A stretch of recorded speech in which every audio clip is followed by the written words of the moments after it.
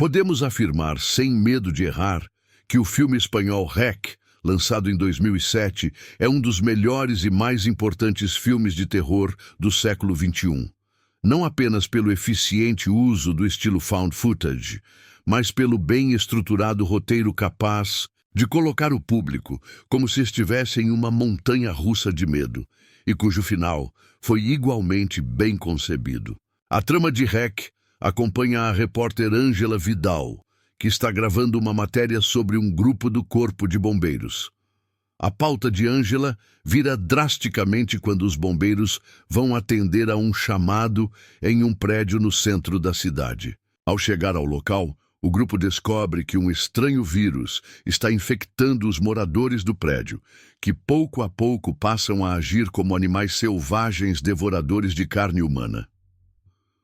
O grande trunfo de REC se deu por trancar Ângela e demais personagens neste prédio e construir uma narrativa claustrofóbica e violenta. O filme é bastante gráfico e a direção de fotografia é muito eficiente, sem contar o roteiro e a impossibilidade de fugir, que ajuda a criar situações tensas tanto para os personagens como para o público.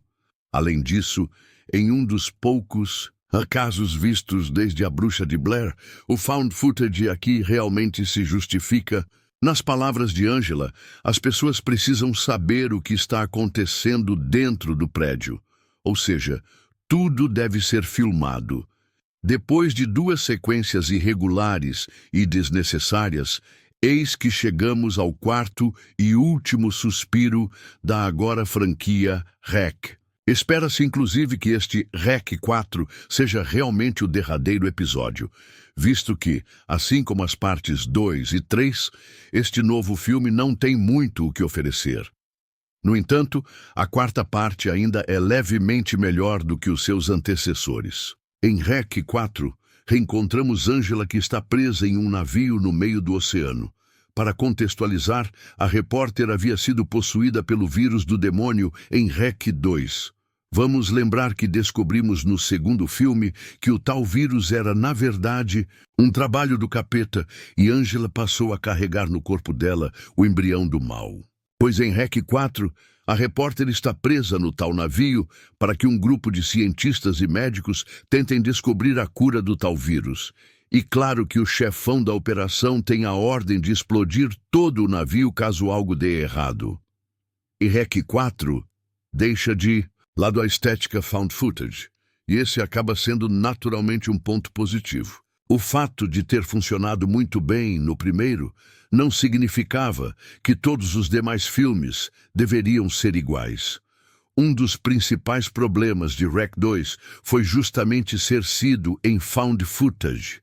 Deixada a câmera na mão de lado, o roteiro pode ser mais livre para explorar seus personagens dentro do navio, que neste aspecto é bastante claustrofóbico, com seus corredores apertados e escuros. Vai ser este o cenário ideal para Ângela, não apenas tentar escapar, como também destruir de uma vez por todas o vírus do demônio. E se o roteiro não é nenhuma maravilha, resta ao público desligar o cérebro para aproveitar cenas bem agressivas e sangue jorrando para todos os lados. Depois dos acontecimentos do 2º filme, a repórter Ângela Vidal é resgatada por soldados, se tornando a única sobrevivente do terrível ataque em um edifício. Agora, ela foi levada para uma instalação de alta quarentena em um barco petroleiro. Mas o que ninguém sabe é que ela carrega a semente de um misterioso vírus demoníaco.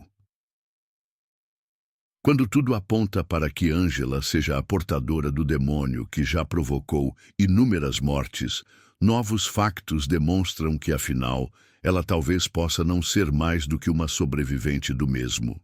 A pergunta impõe-se: conseguir-lhe-á alguém sobreviver? Depois de REC 3, Gênesis de Paco Plaza, co-realizador do título de 2007, no qual o espectador é inserido num ambiente totalmente diferente, um casamento com personagens totalmente distintas e que por isso é considerado a entrega mais débil desta saga, não poderia estar mais em desacordo, pois abre todo um novo potencial sobre a verdadeira origem desta praga, voltamos a encontrar Angela Vidal, numa encarnação bem diferente daquela que conhecemos em REC 2.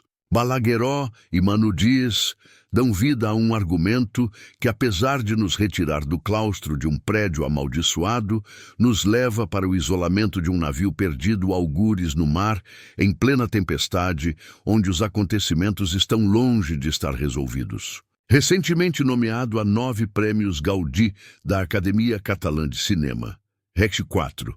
Apocalipsis é um filme que, seguindo a tradição dos seus antecessores, capta a essência de um verdadeiro filme de terror fiel ao seu gênero e que conquista os seus seguidores pela capacidade de nos manter num constante clima de suspense sobre quem será realmente o verdadeiro vilão num espaço que de si já tem perigos em demasia e impossíveis de se ignorar. E talvez seja este o ponto mais forte de REC 4. Apocalipsis, na medida em que, ao pensarmos neste filme, sabemos de antemão que o clima e ambiente geral segue aquilo que os títulos anteriores já nos entregaram, tendo como diferença fundamental o espaço em que eles ocorrem, do prédio ao palacete festivo e deste ao navio. No entanto, ao contrário desses, REC 4. Apocalipsis oculta-nos a verdadeira identidade daquele que está por detrás da possessão demoníaca, fazendo com que, apenas no final, o espectador perceba o quão perto dele esteve e quais as suas reais intenções. Com um ritmo acelerante do início até o final, e com elementos técnicos como a sua caracterização e música original entre os mais bem-sucedidos e aqueles que mais contribuem para o pesado desenrolar dos acontecimentos, REC 4, Apocalipsis, tem, no entanto, 2 debilidades latentes que prejudicam um pouco a dinamização da história. A primeira prende-se com a perda da filmagem, como se o câmara fosse um dos personagens da própria história, à semelhança do que temos no título original. A sensação presencial dos factos, que transformam o próprio espectador num dos intervenientes, faz com que muito do que aconteça à nossa volta seja sentido com uma intensidade exponenciada e, como tal, realista.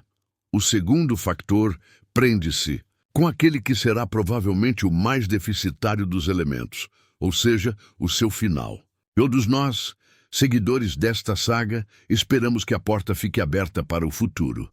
Todos nós sabemos que estes filmes, enquanto rentáveis, encontram sempre o seu espaço, enredo e caminho para que durem eternamente, mas ao contrário de REC 3, Gênesis, que leva o espectador para uma potencial e real origem do vírus, para fora daquele prédio de Barcelona, é REC 4.